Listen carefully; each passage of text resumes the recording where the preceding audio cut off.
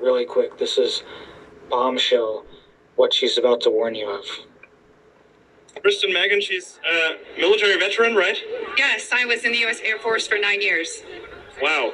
And you came out and blew the whistle on geoengineering, things that you witnessed were going on. Can you give us the real nutshell? Absolutely. Basically, I had heard of what many people know as the term chemtrails. And I worked in a job called bioenvironmental engineering, and I thought that was insane. And why would we do something like that? Modify the weather by using hazardous materials in our atmosphere? And actually the process of trying to debunk it or disprove it, I realized it was actually coming right out of my office, as I was one of the people that was approving the chemicals. And it really shook the core of my oath. And I did a lot of sampling, did a lot of investigation, and I blew the whistle and I got out. And I've now used my credentials, my oath, and my powers for good to help people understand it's very real. It's now openly admitted.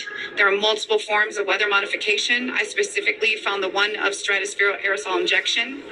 And collectively around the globe, we have to understand that it is now being admitted because they're saying it's combating climate change. Well, the climate change we need to be worried about is man-made climate engineering, also known as geoengineering. And when you say you had chemicals being pumped into the air, what kind of chemicals are they putting out that rain down on humanity, basically? Nanoparticulate metals, like we had different sulfates and barium and strontium. I know it's probably changed over time. I know they use silver iodide for certain things, but these are the odd part of it was the quantities that I saw them coming in, the form that they were coming in, and it's the same type of materials that I was trying to engineer out of the workplace to substitute with safer materials.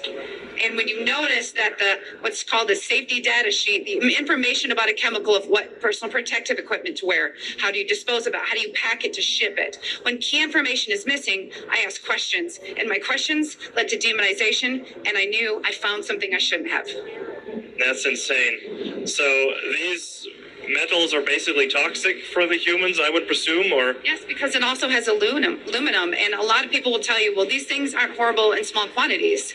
It's not small quantities, because when you are putting things above us, the dissipation rates are dependent on weather and climate, but it's getting into the food, it's getting into the soil. And around the world, these wastewater treatment plants, when it comes to pharmaceuticals, or these toxicants is what they're called, they are not able to filter them out. So if you're growing organic food, are we going to go back to the plexiglass barriers on our plants? I mean, it's horrible. That's why you can ban it anywhere. We've had states in the United States ban it, and that is great to get the ball rolling.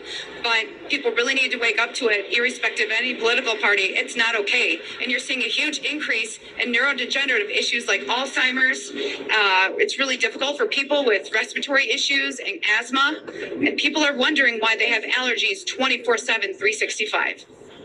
And I liked what you said about that climate change, or the change we experience in weather. Often we can't disconnect that from these geoengineering activities. Do you want to say something more about that? I mean, how do we feel that? Is there proof or so that is definitely coming from that? Yes, there are places that openly admitted it. Remember Dubai? And then when people got upset, they retracted it, but the can was already opened. And the issue is, I know this sounds silly, but when you watch movies with time change, they say if you do something and something changes, it changes the ripple throughout time. If you are modifying the weather, you are messing with Mother Nature. And meteorology is a very, very thorough study. And I do know a lot of it because of my profession of plotting hazards, but it does not make sense when you are altering nature where things are not naturally supposed to occur. We had massive flooding in California, and we have a system called HARP that is in the United States. And the same people who demonized me 5-10 years ago are now going, wow, because they're finding it's openly admitted in all of our U.S. documents. The U.S. is absolutely not the only country doing it. Wow, that's crazy. Well, thank you very much for coming out on that and letting humanity know what's going on. Thank you so much, Megan. Thank you.